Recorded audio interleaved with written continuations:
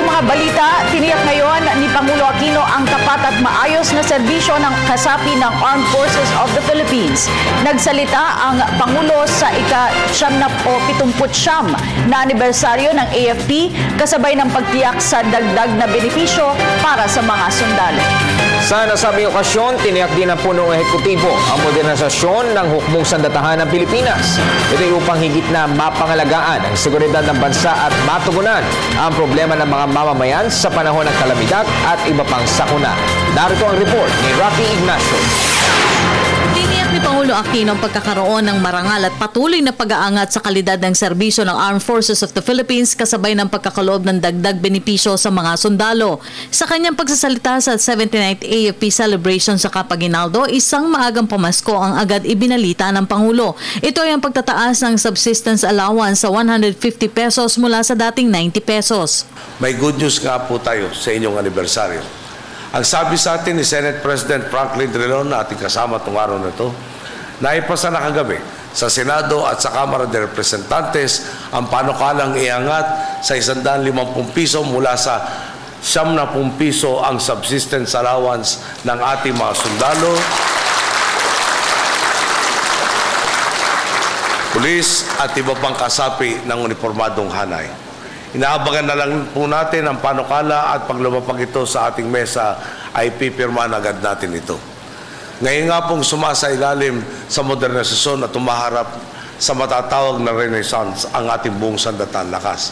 Gagawin pa ng inyong gobyerno ang lahat ng makakaya nito upang maabot pa ninyo ang mas mataas na antas ng paglilingkod.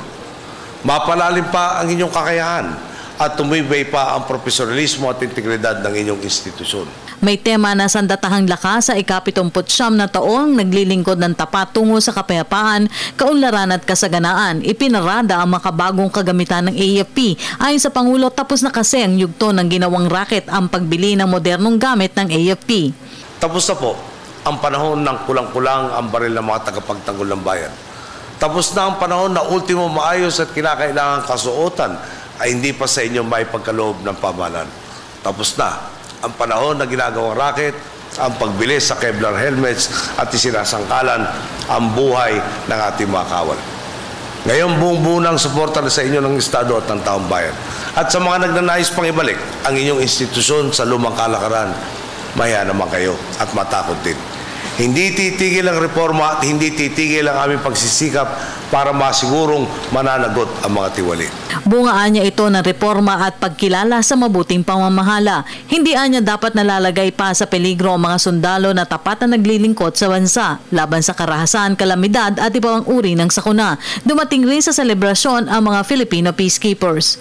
Totoo po, mula sa mga modernong kagamitan tulad ng mga barko, helicopter at fighter jet, hanggang sa capability development at professionalism enhancement ng ating mga kawal sa pamamagitan ng AFP Transformation Roadmap, siniguro nating natutugunan ang kakulangan at pangangailangan sa inyong hanay.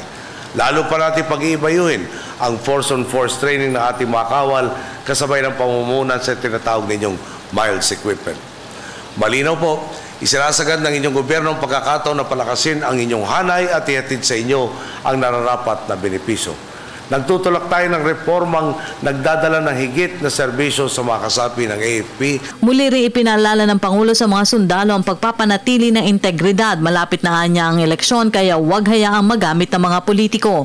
At sa ating kasunduluhan, huwag sana ninyong kalimutang sa bawat panahon, obligasyon nating gawin ang tama at makatwiran. Huwag kayo magpadala sa tukso, magpapakaladkad sa sino mang nagbabalik na ilihis tayo sa tuwid na landas. Nalalapit na po ang 2016. At alam naman po natin na sa panahon ng halalan, talaga may mga magpupumilit pa rin gamitin kayo para sa pansariling interes. Ang atas ng taong bayan, tungkulin nating siguruhin ang katiwasayan pagdating ng halalan.